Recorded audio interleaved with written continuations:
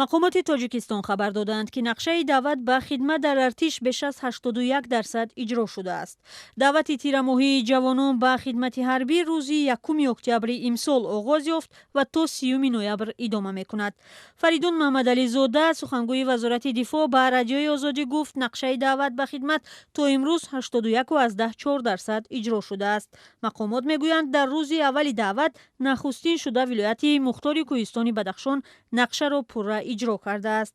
ҷалби ҷавонон ба артиш дар ин минтақа поён ёфт. ба иттилои вазорати дифоъ, сафарбарии ҷавонон ба сафи нирӯҳои мусаллаҳ дар вилояти Суғд беш аз 70, Хатлон 79, навоҳии Тобеи марказ 93 ва шаҳри Душанбе 95% иҷро гардидааст. чанд рӯз пеш Додситонии кулли Тоҷикистон аз афзоиши сафи фарзандони мансабдорон дар артиш хабар дод ва гуфт, то охири моҳи октябр 124 писари кормандони идораҳои давлатӣ ба хидмат ҷалб шудаанд. ҳоло маълум нест, ки онҳо ба хидмати якмоҳаи пулакӣ рафтаанд ё муқаррарӣ. сокинон пайваста аз ҷалб нашудани фарзандони мақомдорон ба артиш шикоят мекунанд.